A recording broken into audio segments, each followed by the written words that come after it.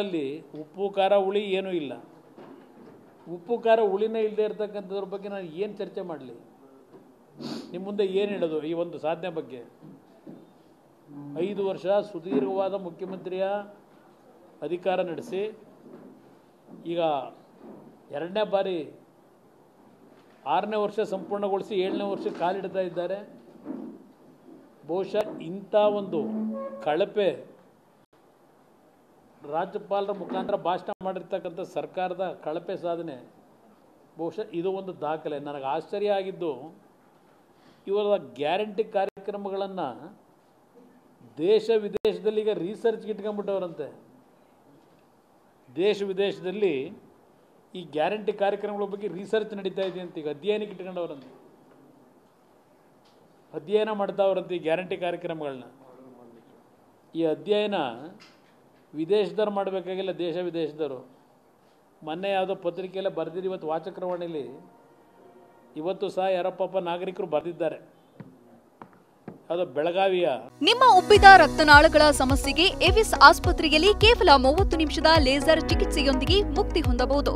ಹೆಚ್ಚಿನ ವಿವರಗಳಿಗಾಗಿ ಸಂಪರ್ಕಿಸಿ 8088837300. ಹುಬ್ಬಳ್ಳಿ ಹಾವೇರಿ ಭಾಗದಲ್ಲಿ ಇರಬೇಕಿರೋ ತಾಯಿ ಮಗ ಕೆಲಸ ಹುಡ್ಕೊಂಡು ಹೋಗಿ ಅದೆಲ್ಲ ಅಲ್ಲೆಲ್ಲೋ ಅಳ್ಳಾವರ ರೈಲ್ವೆ ಸ್ಟೇಷನ್ನಲ್ಲಿ ಟಿಕೆಟ್ ತಗೊಂಡಿಲ್ಲ ಅಂತೇಳಿ ಆ ಟಿಟಿಗೆ ಇಳಿಸ್ದ. 3 ದಿವಸ ಊಟ ಇಲ್ಲದೆ ಇದೆ ಅಂಥದ್ದು. ಇವರು ಹಸಿದ ಹೊಟ್ಟೆಗೆ ಅನ್ನ ಕೊಡ್ತಾ ಇದ್ದೀವಿ ಅಂತಾರೆ. ಹೆಣ್ಣು ಮಕ್ಕಳಿಗೆ 2000 ರೂಪಾಯಿ ಕೊಡ್ತಾ ಇದ್ದೀವಿ ಅಂತಾರೆ. ಗ್ಯಾರಂಟಿ ಇದೆ ಅಲ್ವಾ? ಗ್ಯಾರಂಟಿ ಅವ್ರು ಹೇಳ್ಕೊಂಬಂದಿರೋದು ಈ ಪುಸ್ತಕದಲ್ಲಿ. ಆ ತಾಯಿ ಬದುಕಲಿಕ್ಕೆ ಆ ತಾಯಿಗೆ ಒಂದು ಜೀವ ಕೊಡಲಿಕ್ಕೆ ಆ ಹುಡುಗ ಕೆಲಸ ಹುಡ್ಕೊಂಡು ಕೆಲಸ ಸಿಗದೆ 3 ದಿವಸ ಊಟ ಇಲ್ಲದೆ ಅಲ್ಲೆಲ್ಲ ಹೋಗಿ ನೇಣು ಹಾಕೊಂಡು ಮರಕ್ಕೆ ತಾಯಿಗೆ ಊಟ ತಗೊಂಬರ್ತೀನಿ ಅಂತ ಹೋಗಿ ನೇಣು ಹಾಕಿ ಸತ್ತೋದಂಥ ಒಂದು ಘಟನೆ ಈ ಸರ್ಕಾರ ಬಂದ ಮೇಲೆ ಈ ಗ್ಯಾರಂಟಿ ಕಾರ್ಯಕ್ರಮಗಳು ಅಧ್ಯಯನ ಮಾಡ್ತಾ ಇದ್ದಾರೆ ಅಂತ ಏನು ಹೇಳ್ಕೊಂಡಿದ್ದಾರೆ. ಇಲ್ಲಿ ಈ ಪರಿಸ್ಥಿತಿಲಿ ಇಟ್ಕೊಂಡಿದ್ದಾರೆ.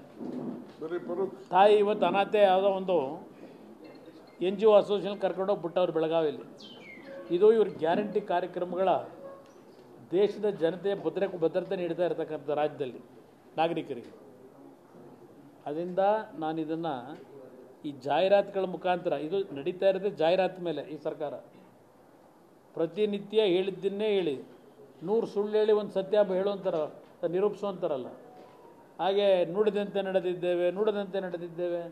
ಎಲ್ಲಿದೆ ಯುವನಿಧಿ ಕಾರ್ಯಕ್ರಮದಲ್ಲಿ ಎಷ್ಟು ಜನ ದುಡ್ಡು ಹೋಗಿದೆ?